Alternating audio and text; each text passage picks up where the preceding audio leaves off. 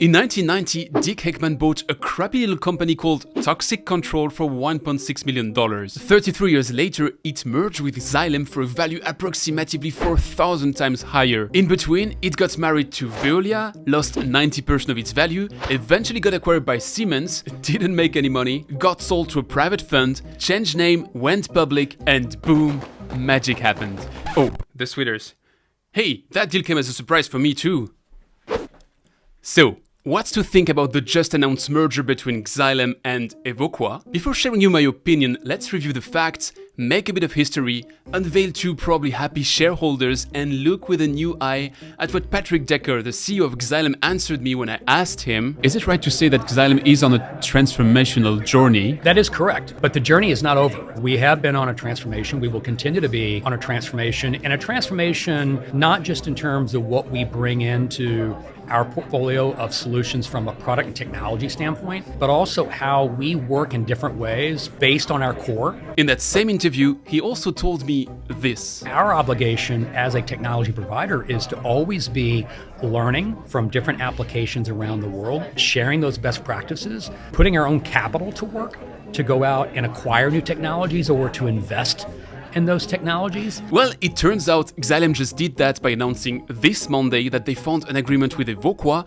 to close an all-stock deal that will create a $7 billion water revenue giant. This will enable the new Xylem to become the second largest water company in the world, still behind the behemoth Veolia, you know, the one that just gobbled up Suez, but over $1 billion ahead of the new number 3, Ecolab. This move will be especially impactful on the US market, as that single territory is the largest one for the two existing entities, with a combined water revenue of $3.7 billion in the US alone. This deal means a 29% increase in Evoqua's valuation, which will be set at an all-time high of almost $53 per share, and a total company valuation of $6.42 billion.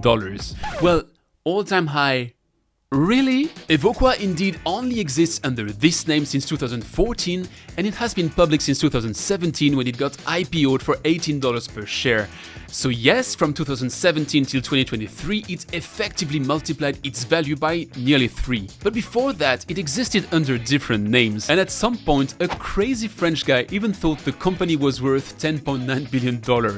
Let's swiftly recall that history. I've mentioned it in my introduction. It all started back in 1990 with Dick Heckman's acquisition of Toxic Control. Heckman then renamed the company US Filter and aggressively grew it by multiplying the mergers and acquisitions. Yet, less than a decade later, the acquirer became the seller as US Filter got gobbled up by Veolia, then called Vivendi, which, corrected for inflation, would equal to $10.9 billion today. Now, that deal was a massive failure. If you want the full story, it was the number 3 in my flop 3 of the worst mergers done by Suez and Veolia. And it was such a massive failure that just 4 years later, Veolia sold US Filter to Siemens for less than $1 billion. I declare bankruptcy! The company was renamed Siemens Water Technologies, and it break-even-ish lived its life for a decade.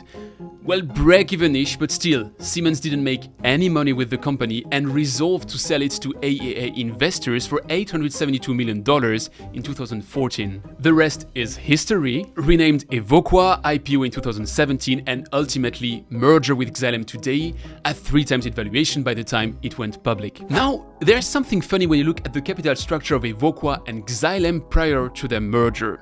Indeed, they share 2 major investors, BlackRock, which owns 10.1% of Xylem and 11.4% of Evoqua, and the Vanguard Group, which owns 10.35% of Xylem and 9.08% of Evoqua. So that deal is, to a certain extent, the left pocket that finds an arrangement with the right pocket to build a new synergistic giant.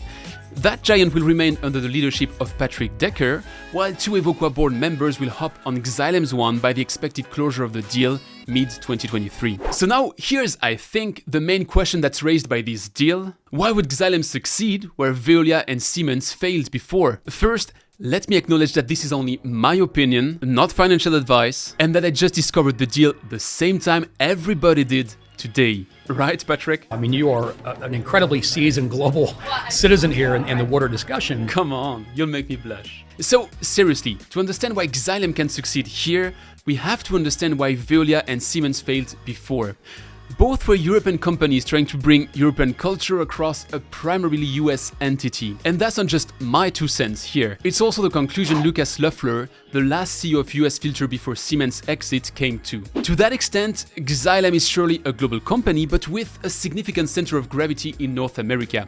That's one threat less for the deal's success. Next thing to consider, Veolia was primarily an EPC and an operating company, willing to beef up its technology portfolio through US Filter. Sounds good, doesn't work. Great on paper, but another cultural clash in reality. Here as well, merging with Xylem is a different story, as it is indeed already a technology company, so one more threat off the table. Xylem is also a different construction, as it is the sum of its brands, Leopold, Flight, Sensus, Vedeco and the like, so probably a much more decentralized group than Veolia or Siemens at the time. Now, let's not paint everything in pink either. As always, Xylem's press release expects $140 million of synergies within 3 years through scale efficiencies in procurement, network optimization and corporate costs. I'm no one to judge here, but it sounds like the typical paragraph everybody copy-pastes from one M&A announcement to another. And I'm not quite sure that there is so much purchasing synergy left when both groups already sell way more than $1 billion annually. But honestly, aside from that, it sounds to me like those two companies were built to work together at some point. And interestingly, I've often listed them together when people have asked me which big boys to work with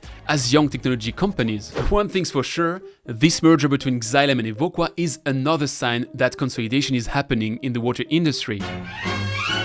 All of that less than 1 year after the close of the Veolia-Suez deal. Which leaves me with 2 concluding questions. First, what do you think of the deal? Come tell me on LinkedIn or in the comments. And second, who's next? Remember, Soar was rumored to be on the market some months ago, and with its Naihu Soar Industries powerhouse, it has a technological profile that resembles the former Suez WTS and the new Xylem Evoqua giant. I have zero insider information and this is pure speculation. But if that was the next deal to happen, I have some quotes from an interview with Menno Holterman that would resonate well.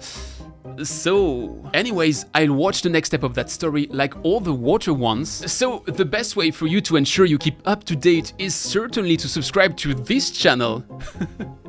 In the meantime, check out this video to get a deeper look into the failure of the Veolia US Filter merger at the turn of the 21st century, and I'll see you next time.